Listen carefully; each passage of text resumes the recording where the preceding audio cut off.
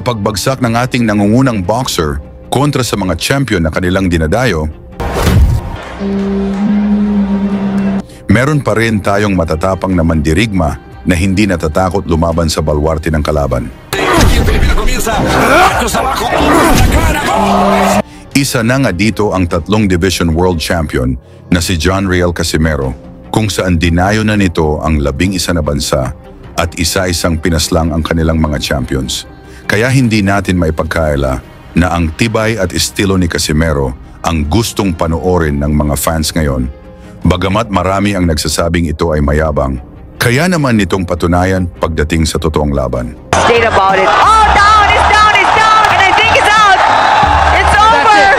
Sabay sa pagpasok ng taong 2025, ang former super bantamweight at unified champion na si Murodjon Akhmadaliev at kasalukuyang WBA interim super bantamweight champion ay ayaw tanggapin ang belt na iwanan ni Inoue na walang laban. Kaya possible umanong makatapat nito si John Riel Casimero, kung saan galing umano sa kampo ni Casimero na gustong haharapin ni Cuadro Alas ang pinakamalakas sa division at isa na nga dito itong si Akhmadaliev. Ngunit hindi rin naman basta-bastang kalaban itong si Akhmadaliev dahil maliban sa ito ay isa sa iniiwasan ni Naoya Inoue.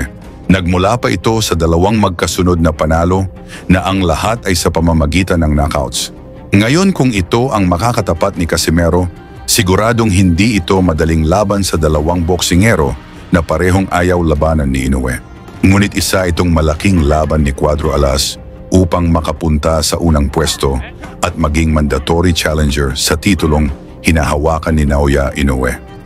Upang lalo tayong maliwanagan kung gaano kalakas si Casimero, panoorin natin kung paano nito pinabulagta sa round 1 ang maangas na si Sanchez sa harap ng mga Japanese. Sa pagbungad ng unang round, malalakas na suntok na kaagad ang sumalubong sa Mexican boxer na gusto nang tapusin ni Casimerong maaga ang laban. Mula sa solidong naipatama ni Casimero, bagsak agad si Sanchez, ngunit nagpakita din ito ng tapang.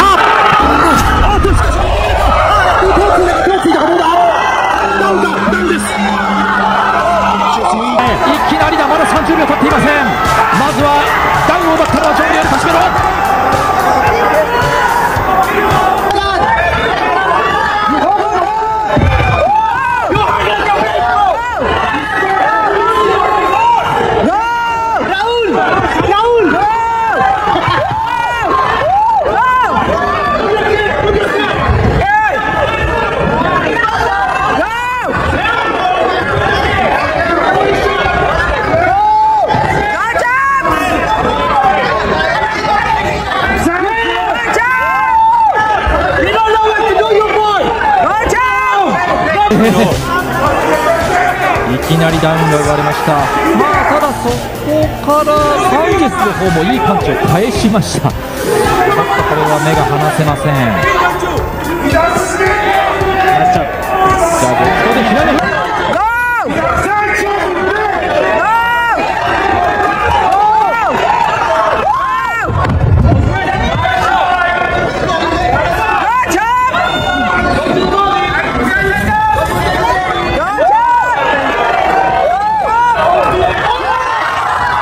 Mula sa malakas na kaliwa ni Casimero, masama ang pagbagsak ni Sanchez, ngunit pinagbigyan pa ito ng referee. Sanchez no presa! Casimero no hinari ga hiyabuta!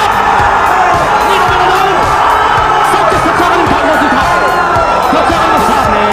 残りは1本。さあ、カシメロが来るか。仕留めに来る。サンチェス仕上げるか。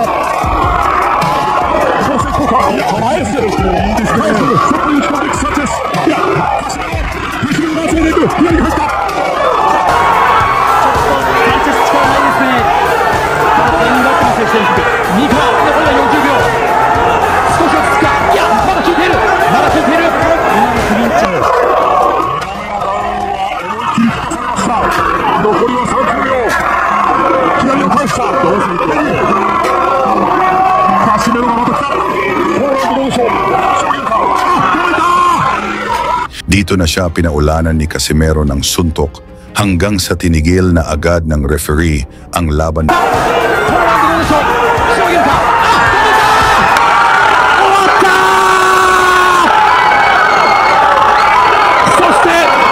Nakuha ni Casimero ang technical knockout sa unang round at kinilabutan ang buong Japan sa lakas ni Cuadro alas kasama na si Naoya Inoue.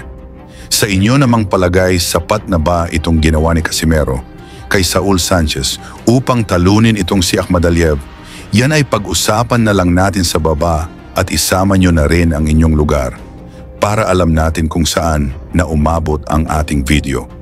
Lagi niyong sundan, huwag magpapahuli. Pag-usapan ni bakbakan, balita niya at laban. Mga Pinoy na di nagpapagapi. Salamat sa mga suporta na lagi nandyan.